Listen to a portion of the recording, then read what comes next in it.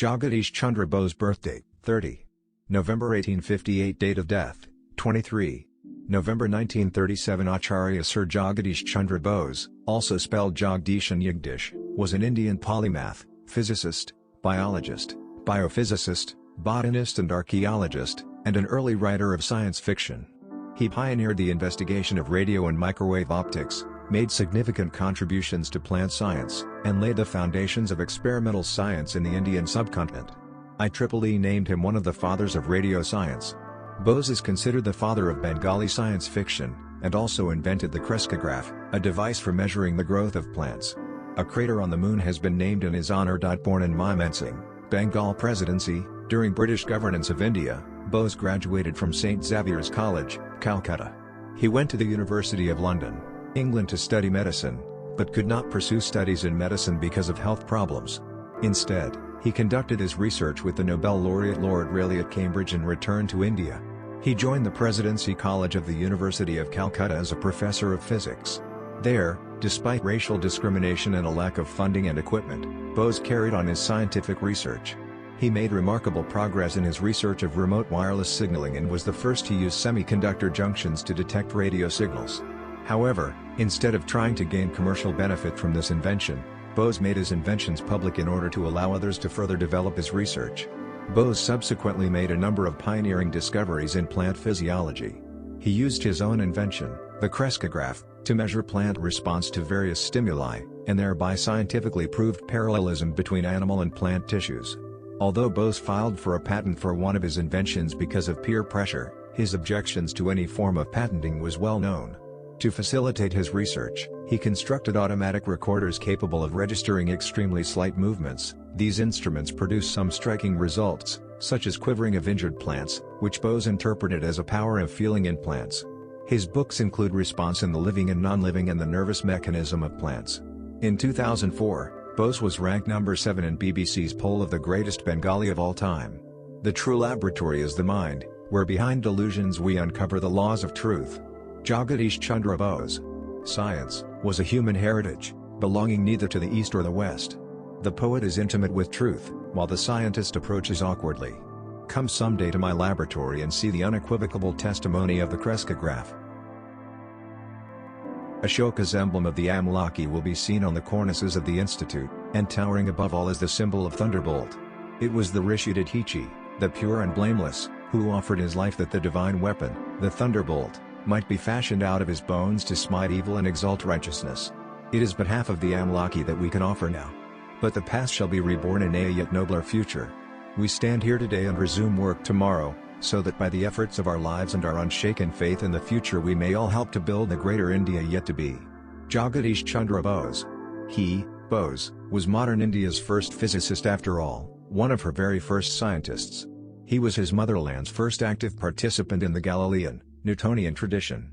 He had confounded the British disbeliever.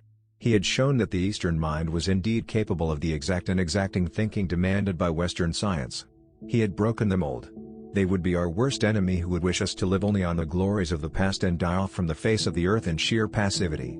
By continuous achievement alone we can justify our great ancestry.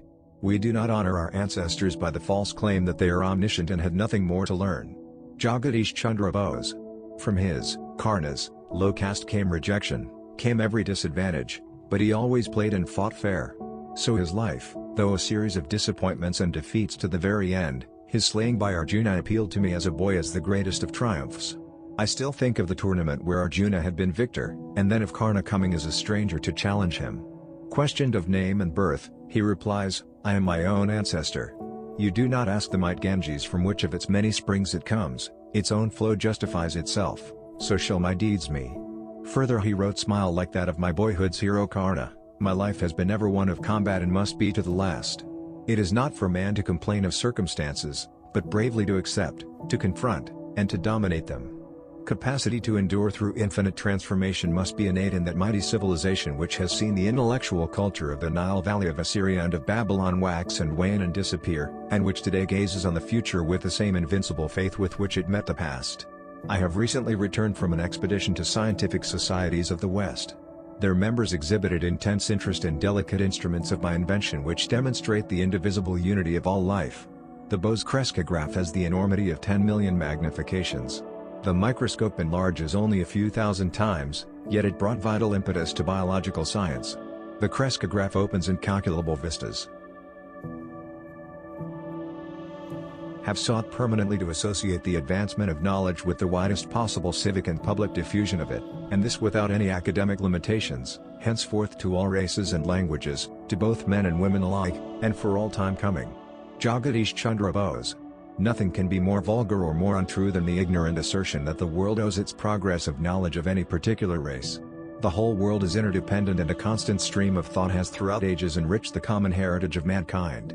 It is the realization of this mutual interdependence that has kept the mighty fabric bound together and ensured the continuity of permanence of civilization. I was educated at Cambridge. How admirable is the Western method of submitting all theory to scrupulous experimental verification. That procedure has gone hand in hand with the gift for introspection which is my Eastern heritage. Together they have enabled me to sunder the silences of natural realms long uncommunicative. The telltale charts of my crescograph too are evidence for the most skeptical that plants have a sensitive nervous system and a varied emotional life. Love, hate, joy, fear, pleasure, pain, excitability, are, and countless appropriate responses to stimuli are as universal in plants as in animals. Not in matter but in thought, not in possessions nor even in attainments but in ideals, is to be found the seat of immortality. Not through material acquisition but in generous diffusion of ideas and ideals can the true empire of humanity be established. Thus to Asoka, to whom belonged this vast empire, bound by the inviolate seas, after he had tried to ransom the world by giving away to the utmost, there came a time when he had nothing more to give, except one half of an amlaki fruit. This was his last possession, and his anguished cry was that since he had nothing more to give, let the half of the amlaki be accepted as his final gift.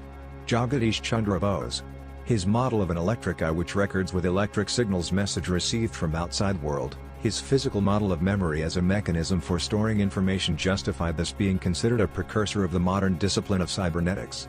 The generally accepted interpretation of Jagadish Chandra's scientific activities is that he had essentially the biologist's conception of nature, lack of opportunities for biological studies while as a student in Calcutta and later lack of any teaching post in biology, induced Jagadish Chandra to take up the post of teacher in physics. To bringing about the scientific renaissance, in India, Sir Jagadish had influentially contributed. Indians are justly proud of the possession of a few men who have gained worldwide reputation in their particular fields of activity, and this pride reacts strongly on public opinion. At the Research Institute, a group Indian postgraduate students devote their lives to research.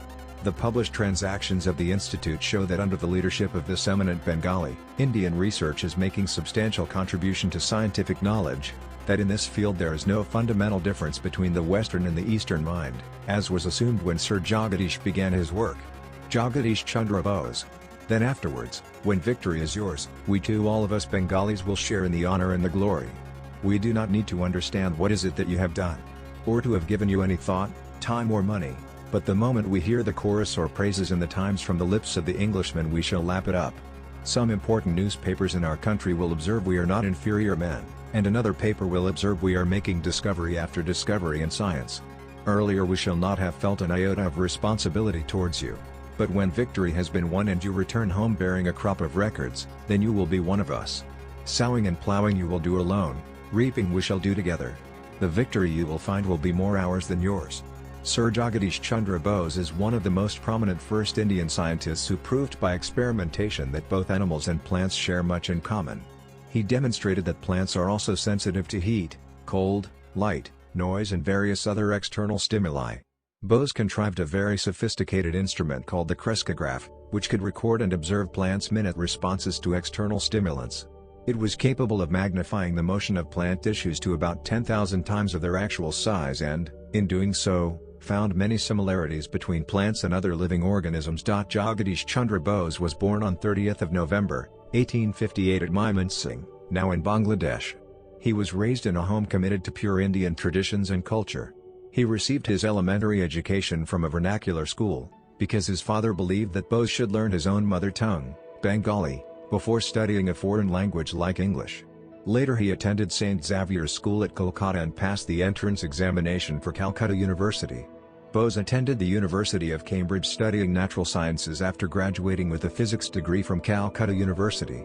He returned to India in 1884 after completing his BSc degree from Cambridge University and was appointed Professor of Physical Science at Presidency College, Calcutta, now Kolkata,